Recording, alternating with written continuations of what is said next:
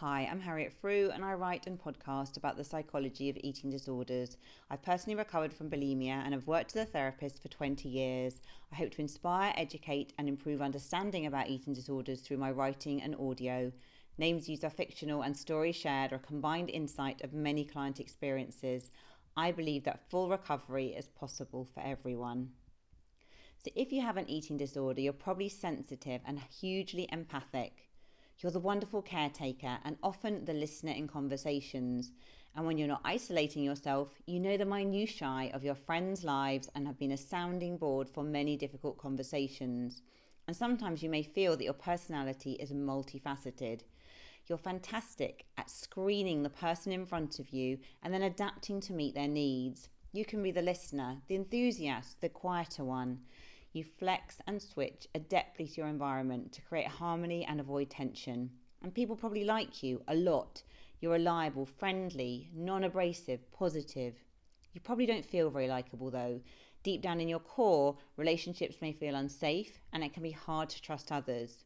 So you work even harder to be the person that they need you to be. You're a people pleaser. And this is often an unconscious way of coping. It's a way to feel safe and avoid rejection or disappointing others. And it may well be rooted in your early relationships. You may have felt a need to please, to fit in and be accepted.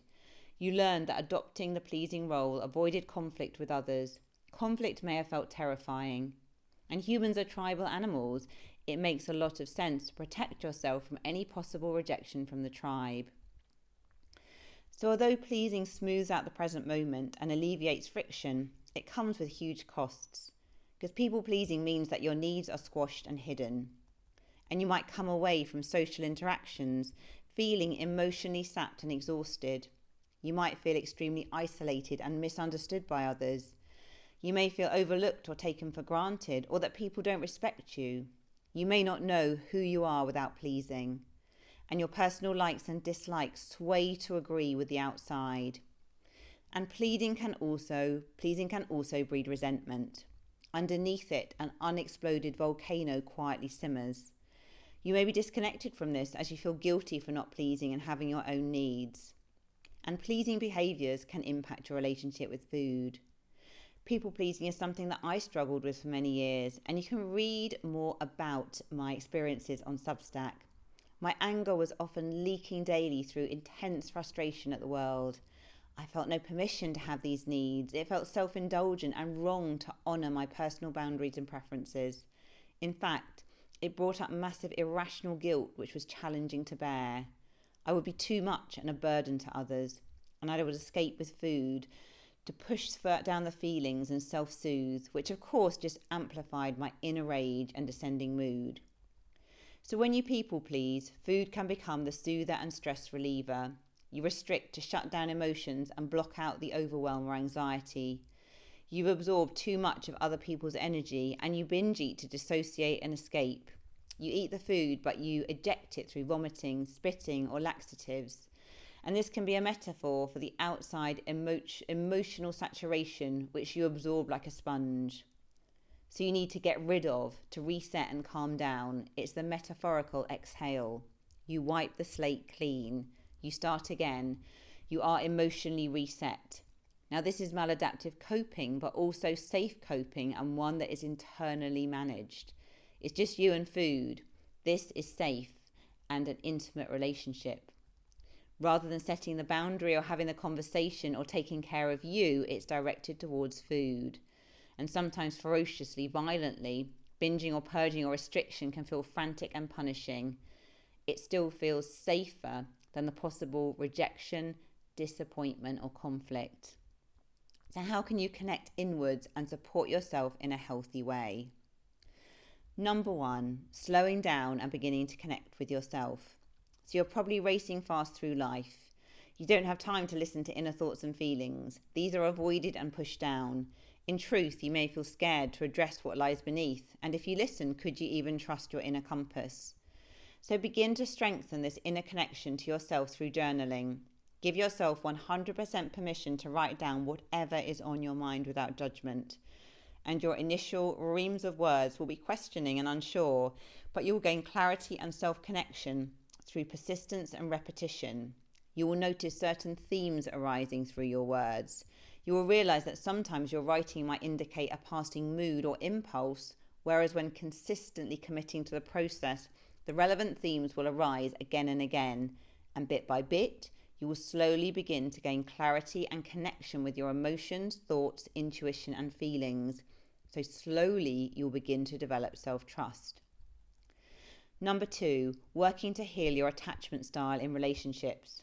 So previously, you may shift from an anxious attachment style, being needy and placating, to an avoidant one, pushing everyone away and soldiering on alone. Work on building secure attachments. Therapy and deep friendships help with this considerably, and you may or may not need substantial time alone to ground and reconnect with yourself. As an empath, you might be easily pulled by the strings of other people's whims and preferences. You will likely need time and reflection before articulating your own thoughts and feelings with intelligence. Prioritize space to make this possible, and learn to set boundaries and say no if you need some time to rest or recuperate.